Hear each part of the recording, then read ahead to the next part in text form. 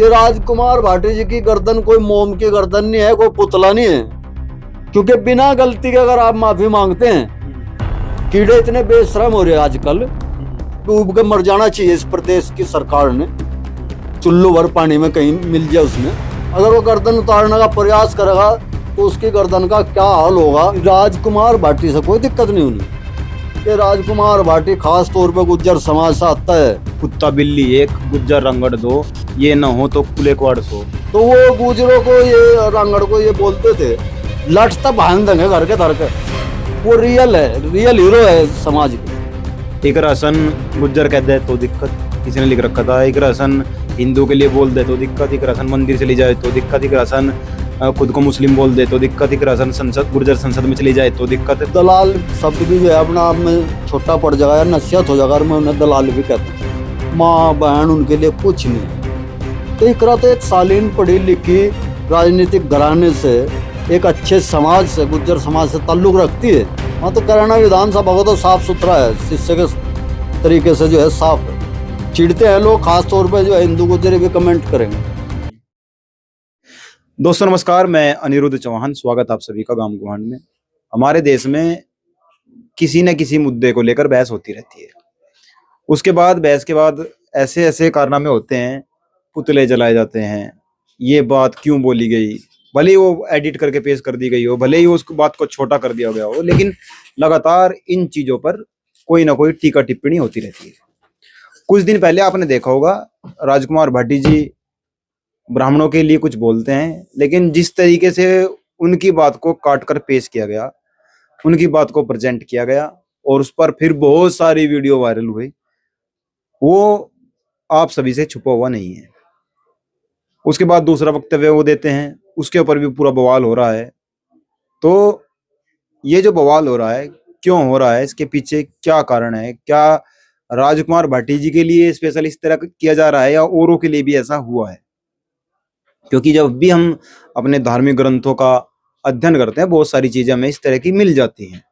वो क्योंकि वो मनुस्मृति की बात भी करते हैं, वो रामचरितमानस की बात भी करते हैं और बहुत सारी चीजों की बात करते रहते हैं। इसीलिए इस मुद्दे पर बात करने के लिए हमें ऐसे व्यक्ति की जरूरत थी, ऐसे शख्स की जरूरत थी जो इन चीजों पर खोलकर बोल सके, हर चीज को खोलकर तोलकर बोल सके। तो ऐसा व्यक्ति बहुत मुश्किल से मिलता है। और जब हम अपने क्षेत्र की बात करते हैं, वैसे तो बोलने वाले सब लोग होते हैं, लेकिन जब भी कैमरे की बात आती है तो लोग कन्नी काटने लग जाते हैं। आज हम फिर से एडवोकेट ब्रह्मपाल गुर्जर जी के पास आए हैं। सामाजिक चिंतक और जी राजनीतिक चिंतक, हर तरह के चिंतन जितने भी समाज में होते हैं, आर्थिक चिंतक, हर तरह की चिंता करने वाले व्यक्ति इस देश में बहुत कम पाए जाते हैं। वकील साहब भी उन्हीं में से एक हैं। और जितने भी विषय आप देखेंगे, जितने भी क्षेत्र में कार्यक्रम होते हैं, सामाजिक कार्यक्रम, राजनीतिक कार्यक्रम, आर्थिक कार्यक्रम, उन पर खुलकर बोलने वाले, उनकी बातें बहुत सारी कई बार चुप भी जाते हैं कि ये ऐसा क्यों बोल दिया। लेकिन जब पूरी वीडियो आप देखेंगे तो आपको समझ में आएगा कि इन्होंने बोल क्या रखा है। कई बार आपने देखा होगा, बहुत सारे यहाँ पे देश में राजाओं का विरोध हुआ, श्री राम जी का विरोध किया लोगों ने ही, कृष्ण जी का विरोध किया उन्हीं के लोगों ने, हनुमान जी का विरोध किया उन्हीं के लोगों ने, मोहम्मद साहब का विरोध किया उन्हीं के लोगों ने, यहाँ तक कि महात्मा बुद्ध को भी यहाँ से निकाल दिया गया। ऐसे ऐसे शख्स जो महापुरुष जिनको हम आज पूज रहे हैं, जिनकी आप पद चिन्हों पर हम चल रहे हैं, जब उनकी मुखालफत हो सकती है, उनके खिलाफ बोल सकते हैं लोग, तो आम व्यक्ति जो खुलकर अपने विचार रखना चाहता है, क्योंकि यहाँ स्वतंत्रता नहीं दे देनी चाहिए। इस तरह की बातें हमारे देश में होती रहती है। तो वकील साहब, पहले तो आपका स्वागत, बहुत बहुत। आपका भी स्वागत करते हैं अनिरुद्ध भाई, आप आए, आपका बहुत बहुत धन्यवाद आपके दर्शकों का जी। आपने राजकुमार भाटी जी को वीडियो देखी होगी, आप जो ब्राह्मणों वाली बात उन्होंने कही है, आप उससे कितने संतुष्ट हैं? सच बात तो है, राजकुमार भाटी जी का इंटरव्यू हमने भी देखा हो, जिस इंटरव्यू की आप बात कर रहे हैं। राजकुमार भाटी ने उसमें अपनी तरफ से तो कुछ कहा ही नहीं। अगर सत्यनारायण की कथा होती है घर में बैठ के, उस कथा को कोई पढ़ता है तो उस कथा को वो नहीं कह रहा, उस कथा को वो कह रहा है जिसने सत्यनारायण की कथा को लिखा है। राजकुमार भाटी जी के द्वारा जो बात कही गई, एक मुहावरा जो था, उसको उसने जो है वहां प्रस्तुत करा। किताब के संबंध में विमोचन था, किसी पुस्तक का नाम मेरे याद नहीं है। उसके बारे में बता रहे थे मैं कि देहात के अंदर, गांव के अंदर किस तरीके से लोग जो है मुहावरों का प्रयोग करते हैं एक दूसरे को, कहीं कहीं मजाक के लिए, कहीं कहीं ऊंचा नीचा दर्शाने के लिए। इस तरीके की कहावतें, मुहावरे जो है देहात के अंदर गढ़े जाते हैं, पहले से ही चलते आ रहे। तो राजकुमार भाटी जी के द्वारा केवल एक मुहावरे को वहां प्रस्तुत किया गया, ये बताते हुए कि हमारे संबंध में इस तरीके के घटिया मुहावरे जो है पेश किए जाते थे। मैंने किसी व्यक्ति से उसके बारे में जिक्र किया तो उन्होंने मेरे से कहा कि आप इस तरीके से आप कह सकते हैं ऐसी बात, और खुद देखो आश्चर्य की बात यह है कि जो लोग उससे ऐतराज मान रहे हैं ना, वो मुहावरा भी उन्हीं लोगों के द्वारा गढ़ रखा। वो किसी गैर ब्राह्मण के द्वारा नहीं वो मुहावरा गढ़ा। एक पुस्तक है, उस पुस्तक में उसका वर्णन मिलता है। राजकुमार भाटी जी की पूरी वीडियो देखकर तो उसमें वो बताते भी हैं, उसका जिक्र भी आता है, और कई लोगों ने भी उसके बारे में बताया है।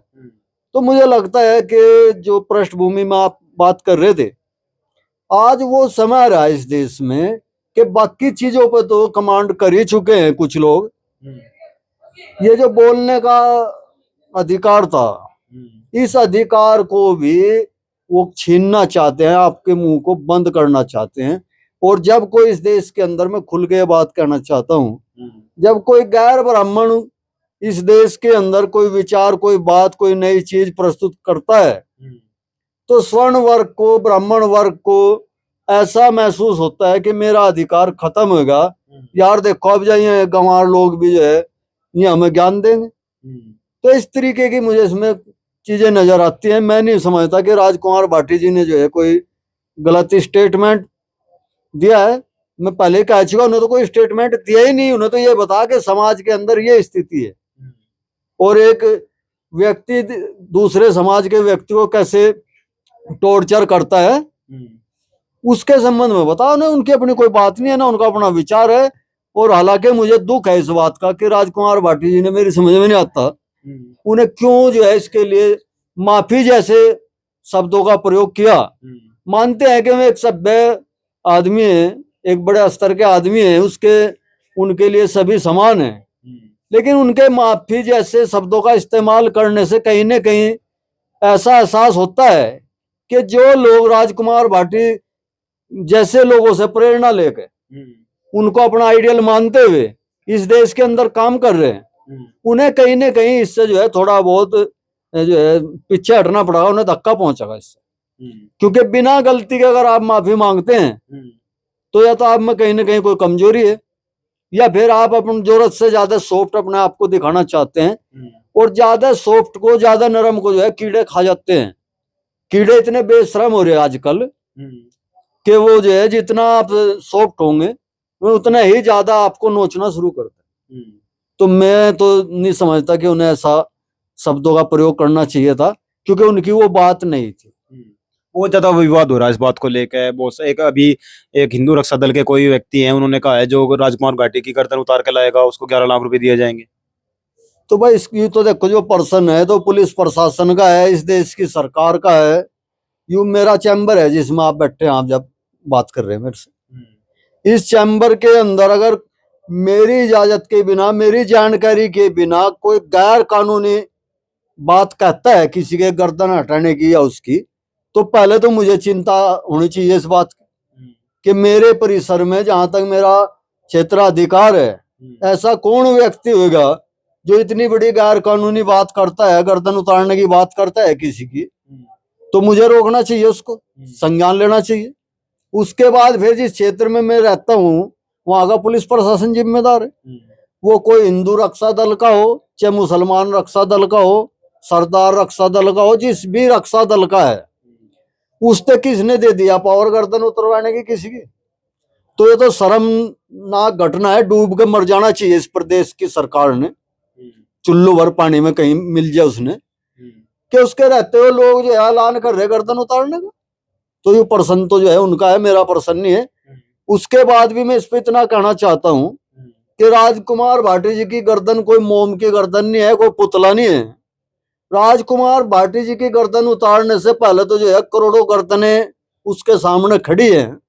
आप खुद विचार कर ले, जो गर्दन उतारने की बात करता है, अगर वो गर्दन उतारने का प्रयास करेगा तो उसकी गर्दन का क्या हाल होगा, इसकी कल्पना करके भी जो है सिरन पैदा होती है। इस पर तो मैं ये कहना चाहूंगा। अच्छा, कुछ लोग कह रहे हैं कि ब्राह्मणों के प्रति इतनी भद्र टिप्पणी नहीं करनी चाहिए थी, हालांकि उन्होंने पूरा वीडियो नहीं देखा, सिर्फ वो 7 सेकंड की क्लिप चलाई गई। तो ऐसे लोग कौन है, किनको दिक्कत हो रही है राजकुमार भाटी के नाम से? कहीं उनके बढ़ते जो कदम है, जो बढ़ा उनका उनकी लोकप्रियता है, कहीं उससे तो परेशान नहीं है ना लोग? नहीं, राजकुमार भाटी से कोई दिक्कत नहीं उन्हें। राजकुमार भाटी के रूप में एक बड़ा तबका जिसमें बहुत सारी जातियां शामिल है पीडीए के रूप में है, जो जिसमें पिछड़ा है, दलित है, आपका आदिवासी है, अल्पसंख्यक है, एक बड़ा वर्ग है। राजकुमार भाटी उस वर्ग का नेतृत्व कर रहे। आज देश के अंदर राजकुमार भाटी जो है एक बड़ी आदर्श छवि पैदा कर रहे हैं पीडीए के सामने। तो वे लोग इस चीज से बौखलाए हैं क्योंकि सत्ता हिल रही है राजकुमार भाटी का हाथ हिलाने से, जो है करोड़ों लोग जो है इधर उधर हो सकते हैं। तो उन्हें परेशानी उन समाजों से है जो समाज संगठित हो गए, इस बार सत्ता परिवर्तन करने के मूड में है। राजकुमार भाटी तो पहले भी यहीं था, उन्हें दिक्कत होती पहले मिल लेते उससे, और राजकुमार भाटी से उन्हें कोई परेशानी नहीं ना। उनके लिए राजकुमार भाटी को इतनी बड़ी बात है, किसी के लिए कुछ भी नहीं। तो ये एक राजनीतिक उनका दर्द है जो सामने झलक रहा है, और झलक रहा है इसलिए कि राजकुमार भाटी खास तौर पे गुज्जर समाज से आता है पीडीए के साथ साथ, और गुज्जर समाज जो है बिखरा रहा है। तो इस देश के राजनीतिक लोग जो है, आप समझते हैं, जो पाखंडी टाइप राजनीतिक हैं, वो नहीं चाहते कि समाज जो है संगठित होगा, किसी एक दिशा में जाएगा, कोई ठोस निर्णय ले और इस देश में जो है अपना राजनीतिक अस्तित्व ऊंचा कर सके। तो इसलिए उसको टारगेट करते हैं। मैंने शुरू में भी यह बात कही, राजकुमार भाटी ने तो कुछ कहा नहीं अपनी तरफ से। क्या कहा उसने? अगर मैं ये किताब खोल के जो है इसमें से बोलता हूँ कुछ, तो मैं कहाँ बोल रहा, जो इसको लिख रहा है वो बोल रहा है।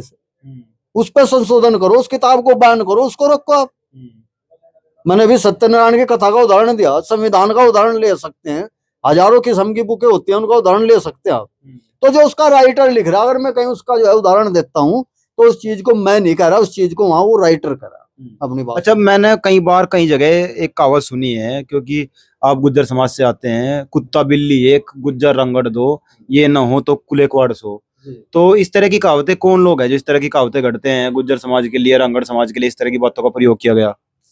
देखो, किसने ये कहावतें बनाई, इनके अलग अलग अर्थ हो सकते हैं, अलग अलग समय पर, अलग अलग स्थान पर, अलग अलग लोगों के द्वारा।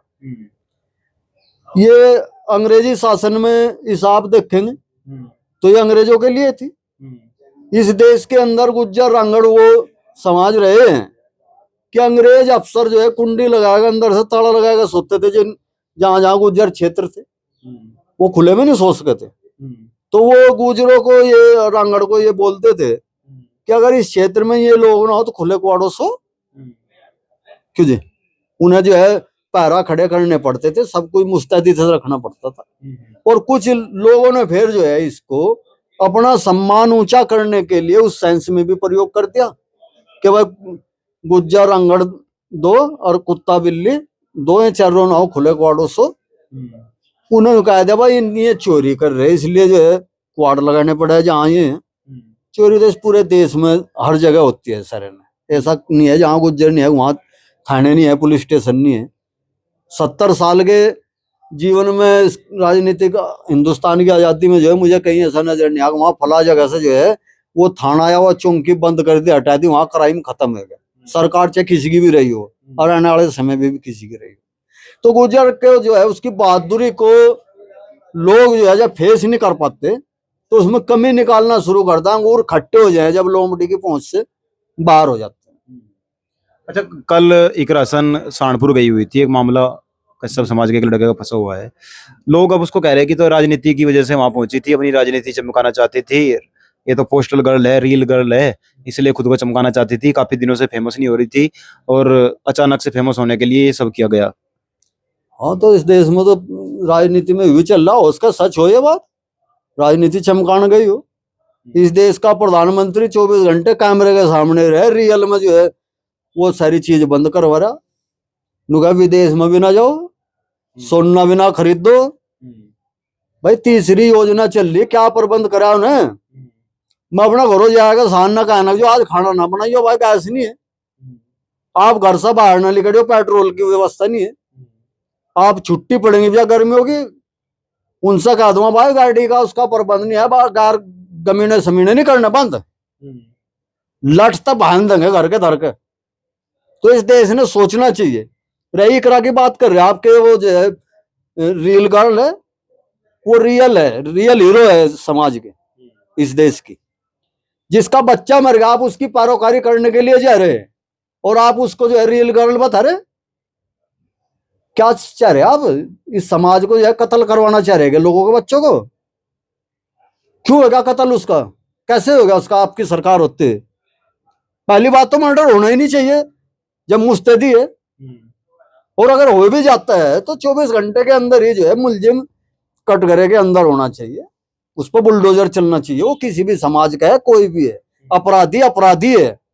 यहाँ कुछ लोग जब उसके समाज का व्यक्ति अपराध में लिप्त होता है तो वो ये दर्शाने की कोशिश करे भाई वो गुजरों की परोकारी कर रहा।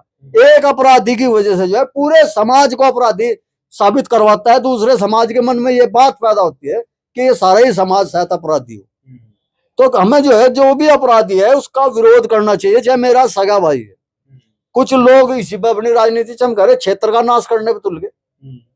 जगह जगह रोज मिला है मुझे लोग, क्या हो गया, अब फला चेयरमैन ने उस गुंडे की पैरोकारी करती, फला लीडर ने उसकी पैरोकारी करती, पूरे समाज में जो है एक तरीके से अफरा तफरी मचवा दी। अच्छा, मैं जब कल मैंने वो वीडियो देखी तो कुछ पोस्ट भी मेरे सामने आई। एक राशन गुज्जर कह दे तो दिक्कत, किसी ने लिख रखा था। एक राशन हिंदू के लिए बोल दे तो दिक्कत, एक राशन मंदिर चली जाए तो दिक्कत, एक राशन खुद को मुस्लिम बोल दे तो दिक्कत, एक राशन संसद गुर्जर संसद में चली जाए तो दिक्कत, एक राशन खड़ी हो जाए तो दिक्कत, एक राशन कहीं धरने पे बैठ जाए तो दिक्कत। कौन लोग हैं जो इस तरह की बातें कर रहे हैं? क्योंकि कमेंट जब पढ़ेंगे तो अंदर बहुत सारी इस तरह की बातें लिखी जाती है जो पढ़ी भी नहीं जा सकती, बोली भी नहीं जा सकती। देखो भाई बात सुनो, कैमरे पे बात कर रहे हम, जानते तो आप सब कुछ हैं, सब जानते हैं कि कौन इस तरीके की बात करता है। कुछ दलाल शब्द भी जो है अपना आप में छोटा पड़ जाएगा या नसीहत हो जाएगा और मैं उन्हें दलाल भी कह दूं।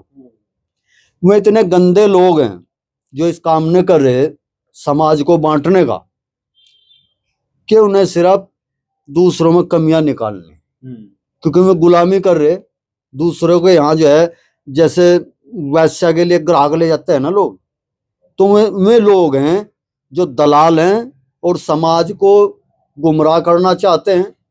वो लोग इकरा आसन में कमी निकलवा लो उन पे, चाहे आप अपने आप में निकलवा लो चाहे मेरे में निकलवा लो, उन्हें इस तरह कुछ काम है नहीं ना। उन्हें नहीं पता भाई हमें क्या करना चाहिए, क्या इस देश में जो है हमारा इतिहास है, हमारी संस्कृति है, माँ बहन उनके लिए कुछ नहीं है। वो इतने गंदे लोग हैं जो इस काम न कर रहे, सबके सामने सब जानते हैं। कल से मैं देख रहा हूँ कुछ लोग लिख रहे हैं कि मनोवर हसन ने वापसी कर ली है और इकरा हसन के रूप में मनोवर हसन दोबारा आ गए हैं और वही प्रतिभा वही रुतबा इकरा जो है दोबारा कायम करने जा रही है अपने पिताजी वाला। आपको क्या लगता है कर पाएंगी या नहीं? देखो उनकी तो शुरुआत है इकरा हसन जी की, वो इस देश में जो है कितना ऊंचा मुकाम हासिल कर सकते हैं ये अभी कल्पनाओं में ही है। इस देश में एक चाय बेचने वाला आदमी जो है इस देश का प्रधानमंत्री हो सके, एक आदमी घर तक भाग गया मठ में रह गया इस प्रदेश का मुख्यमंत्री हो सके। इस देश में बहुत सारे ऐसे लोग हैं जिन्हें अपना घर भी तबाह कर दिया, वे फिर भी जो है ऊंचे मुकाम पर बैठे राजनीति में। तो इकरा तो एक शालीन पढ़ी लिखी राजनीतिक घराने से, एक अच्छे समाज से, गुज्जर समाज से ताल्लुक रखती है। वो हो सकता है कल मुख्यमंत्री बने, प्रधानमंत्री बने इस देश में, मैं तो यहाँ तक देखता हूँ उसे। उसके अंदर जो है टैलेंट है, लड़ने की क्षमता है। कल क्या हो वो कल जाना जाएगा। लेकिन कल की वीडियो से क्या लगा आपको? क्या हो सकता है कल जिस तरीके से उन्होंने मुनव्वर हसन से आप उसका संबंध जोड़ रहे। मुनव्वर हसन उसका पिता था, वो बाप बेटी हैं। वो चाहे राजनीति में ना भी होती तो भी अपने पिता के गुण उसमें स्वाभाविक रूप से हैं और होते ही हैं बच्चों में। तो वो एक जो है क्रांतिकारी चेहरा है, समाज के लिए लड़ने का उसमें जो है जज्बा है। और इस जज्बे को देख के मुझे ऐसा लगता है कि उसको भारी सपोर्ट मिलेगा आने वाले टाइम में भी जो उसकी राजनीतिक ऊंचाई को जो है और बहुत जल्दी आगे बढ़ाता है। अच्छा, 2027 के चुनाव को किस तरीके से देखते हैं? नजदीक आ गए हैं और कैराना विधानसभा का क्या हो सकता है? नहीं, कैराना विधानसभा का क्यों, पूरे उत्तर प्रदेश का ही पूछ लो। अभी फिलहाल कैराना विधानसभा में है ना। हाँ, तो कैराना विधानसभा को तो साफ सुथरा है, शीशे के तरीके से जो है साफ है। चिढ़ते हैं लोग, खास तौर पे जो है हिंदू गुज्जर भी कमेंट करेंगे। यहाँ 3-4 हिंदू गुज्जर तैयार है लड़ने के लिए, और ये भाजपा की अपनी चाल है। ये 3-4 ना आपस में लड़ाएगा, जो है वहां रिपोर्ट मंगवा लेंगे कि आप जो है कोई सा हमें नहीं लगता कि भाई आप सीट निकालने की स्थिति में है, तो आपके खिलाफ निगेटिव रिपोर्ट है रही हो उसका सीट को जो है राष्ट्रीय लोकदल के खाते में दे दें। वो अगर राष्ट्रीय लोकदल के ऊपर डिपेंड करता है वो किसको टिकट दे दे। तो मुझे ये लगता है कि कैराना विधानसभा पे नाहिद अगर चुनाव लड़ता है तो नाहिद फिर विनर होगा। समाजवादी पार्टी जो है इस बार पूरे प्रदेश में जो है बड़े बहुमत के साथ सरकार बनाने की स्थिति में है। अगर बेईमानी नहीं होती तो, लूट का जिक्र नहीं है, अगर चुनाव होता है फेयर फ्री तो जो है समाजवादी पार्टी बहुत बड़े बहुमत से सरकार बनाने जा रही है। क्योंकि बिना तेल के गाड़ी नहीं चलने की, ठीक, बिना गैस के जो है रसोई नहीं चलने की। जो स्थिति इन्हें पैदा कर दी, नाकारा, मेरे जैसे नाकारा के स्थिति में इस देश का नेतृत्व है, तो जो आंख खोल रहा है इस देश में वो इनको जो है अलविदा टाटा इनको करवा देगा। और जिसकी आंख बंद है वो कौन सा भगत बोल लो आप, तो उसका जिक्र नहीं है। मशीनरी इनके कब्जे में है, मशीनरी के बल पे जो करना चाहे, चुनाव आयोग है, इस देश के सुप्रीम कोर्ट है, जो कुछ है वो तमाम जो है आज बीजेपी के आरएसएस के प्रभाव में काम कर रहा। ऐसी परिस्थितियों में भी मुझे ये नजर आता है कि उसका अर्जुन का कर्ण का युद्ध चल रहा था महाभारत में, जैसा बताया जाता है। तो अर्जुन जब तीर छोड़ता था तो कर्ण का रथ जो है 7 कदम पीछे चला जाता था, और जब कर्ण तीर छोड़ता था तो 3 कदम अर्जुन का रथ पीछे हट जाता था। ये कंडीशन देख के श्री कृष्ण जी ने कहा, वाह क्या योद्धा है कर्ण, धन्य है आप, आपकी जननी को जो है धन्यवाद देता हूँ। इस बात को सुन के जो है आप अर्जुन जो है खुद परेशान है। उसने कहा, केशव ये क्या कर रहे हैं आप, मैं 10 कदम पीछे हटा रहा उनका रथ, आप इसको कुछ मान नहीं रहे, वो 3 कदम हटा रहे आप उसकी वाहवाही कर देते हैं। उसने हाथ करके बता, तेरे रथ पर तो 3 लोग बैठे और हनुमान जी भी बैठे का दल हो, वो तो निहत्ता कर्ण है। अगर वो निहत्ता कर्ण भी जो है अकेला अपना में आपके रथ को 3 कदम पीछे हटाता है तो त्रिलोक को पीछे हटा रहा। आज जो है इलेक्शन कमीशन, सुप्रीम कोर्ट और जितनी संस्थाएं हैं, ईडी वगैरह वगैरह, ये तमाम जो है आरएसएस भाजपा के लिए काम कर रही है। इसके बाद भी अगर विपक्ष इनको पीछे हटाता है, इनको टक्कर देता है, तो भाई सल्यूट तो करना ही पड़ेगा। और मुझे नहीं लगता कि अब ज्यादा समय है, क्योंकि गैंग ज्यादा दिन नहीं चला करता, बंटवारे पे भी तो लड़ाई बजेगी अभी। तो समाजवादी पार्टी का और कैराना विधानसभा में जो है नाहिद हसन का भविष्य जो है मुझे बिल्कुल साफ उज्जवल दिखाई दे रहा। भारी जीत के साथ जो है यहाँ से सीट निकाल गए। जय। चलो, बहुत बहुत धन्यवाद आपका, अपने में समय दिया, और दोबारा फिर हम कोशिश करेंगे इन ऐसे लोगों से बात करने की जो समाज में सामाजिक चिंतक होने के बाद समाज को जोड़ने की बात करे, समाज को एक जगह लाने की बात करे और समाज को मिलजुल कर चलने की शिक्षा दे सके। जुड़े रहें गांव गुआंढ के साथ। जय हिंद, जय भारत।